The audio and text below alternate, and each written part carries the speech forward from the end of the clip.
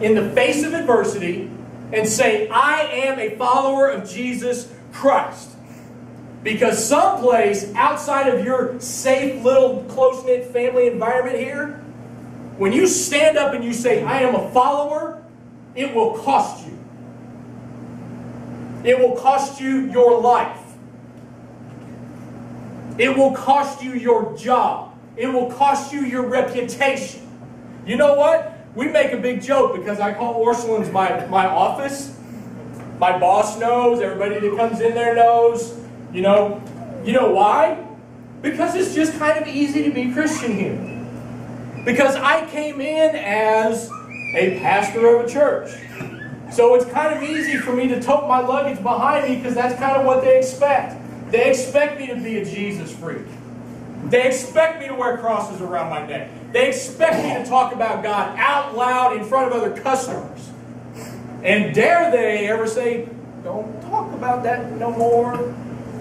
Not because they respect me, but because they fear legality. So let's not get it confused, because I can talk as bold as I want to talk and say, well, that's my church. Put me in the big city. You think that I can call Lowe's or wherever else in the middle of a big city my church office and then be okay with it? Am I man enough? Do I believe enough in the gospel of Jesus Christ to know that He guides my every step, my every path, to be bold enough to stand and say, I'm the pastor of a church. This is going to be my church office. I'm going to talk about God. I love Him. And there we go. Because you know what? We are so geared towards acceptance from people that come in that they don't know us and they are of equal or above position. All of a sudden we go, what am I going to do? And we all do it.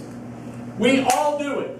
Friends, man, something's changed in your life. What have you done? Do you say, or do you go, it's a new diet. Little God, that's it.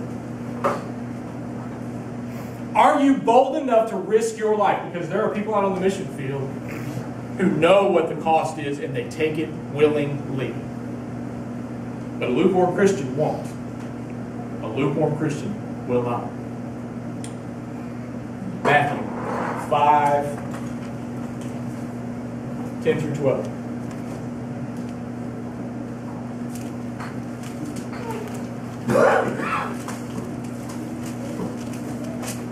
Because you know what? We really don't want the pushback. I mean, let's be honest. We don't want the conflict. We don't want no waves. We really just don't. And it's all of us.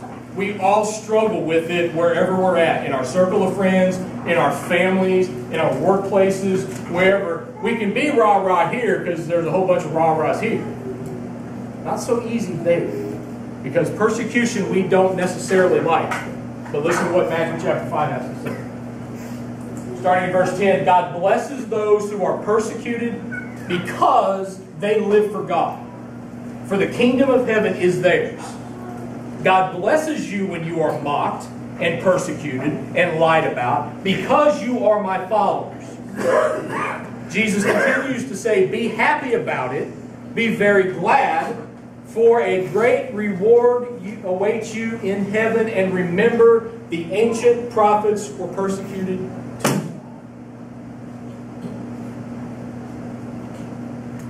This is what waits you after this life is over. So when we get to that place, we have to ask ourselves, am I in or am I out? Do I confess or do I disown? Because you can't argue Scripture. If we need to tell a vomit story again, we can to get the point across. And that's not Darren speaking. It's the Creator speaking. When you are in, and what He did for you actually means something, then lukewarm is not even an option. Did you hear that middle part?